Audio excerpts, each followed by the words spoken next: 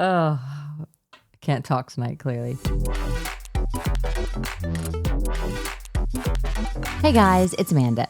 Ages ago, we watched a video about the US versus the UK, and it mentioned the houses and how American homes are inferior. Crappily made, if you will.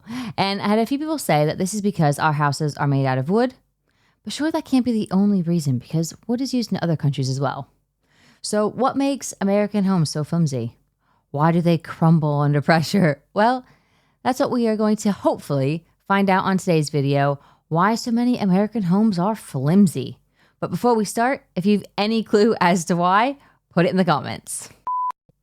You can hear conversations through the walls, footsteps up the stairs, banging pots in the kitchen when you're across the house.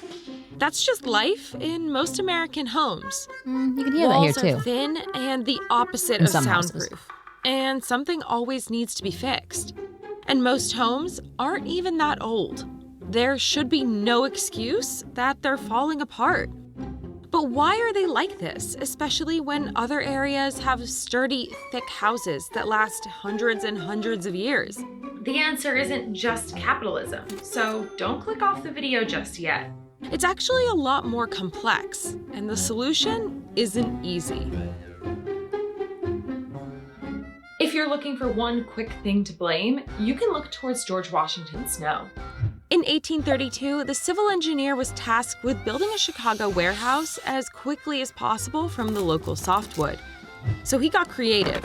Snow used 2x4s to assemble hollow walls, several stories high. The method let individual workers handle assembly, leaving only one person to nail it all into place. Snow completed the warehouse in record time. The method was called balloon framing, and it became the construction method of choice in Chicago.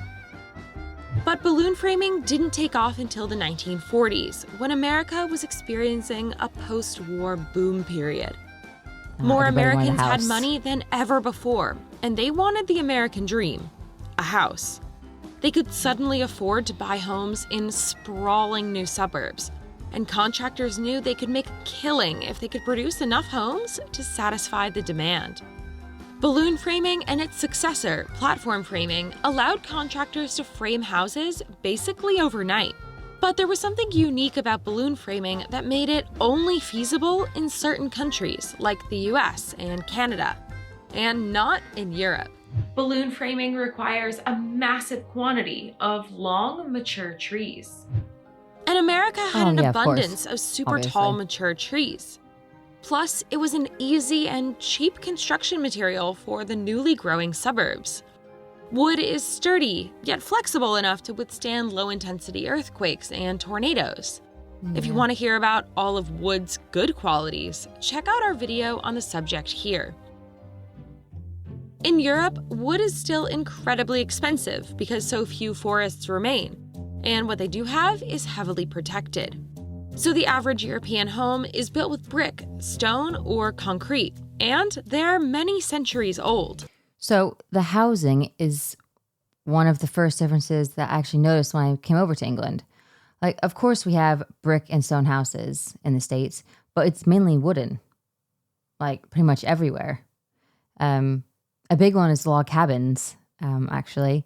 My grandma had one, and it was stunning.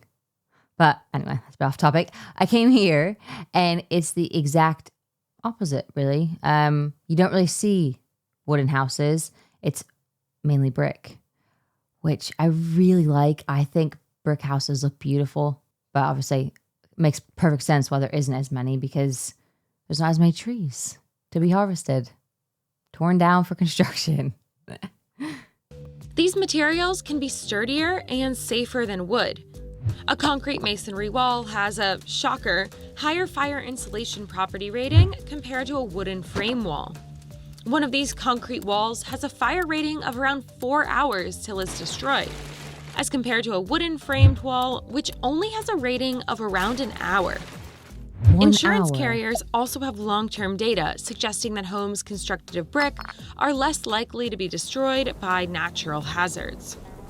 And if saving money is your game, the US Department of Energy estimates that you could save $340 a month or over $4,000 a year on heating and cooling if you live in a brick house over a wood one.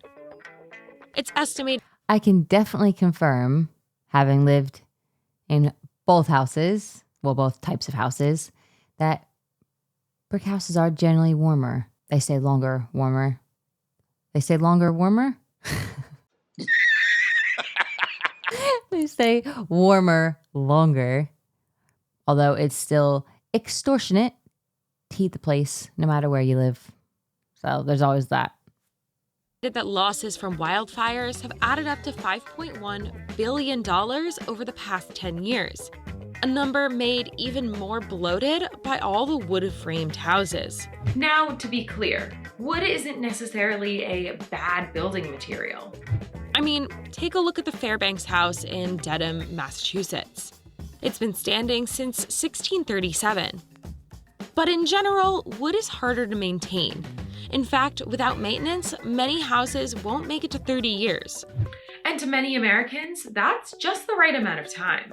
The US Census says that the average American moves houses 11 times in their lifetime. That figure across 16 European countries? About 4 times. Since Americans are constantly moving their homes, they don't need them to last as long. They expect a semi-new home wherever they go because 11 times. That just seems unrealistic compared to the 4 that Europeans move. But then I guess when I think about it, I've moved 1, 2, 3, 4, 5. Oh, I think I've moved like 8 times in my life.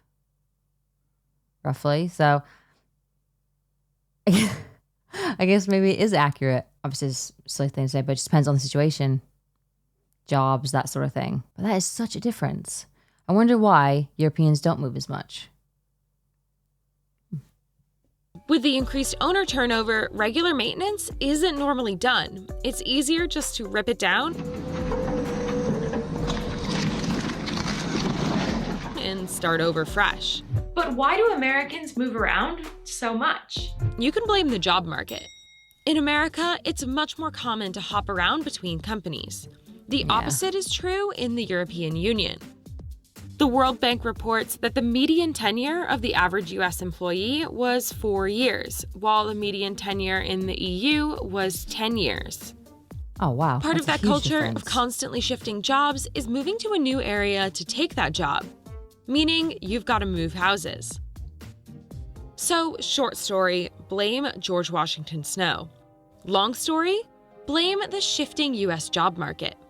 Interestingly, we aren't the only country in the world to have famously flimsy houses. We share that title with Japan, and they're actually worse than us. Houses in Japan depreciate like cars do in the US. After 20 years, a Japanese house typically loses all of its value and is, on average, 20 torn years. down just That is 30 insane. years after being built.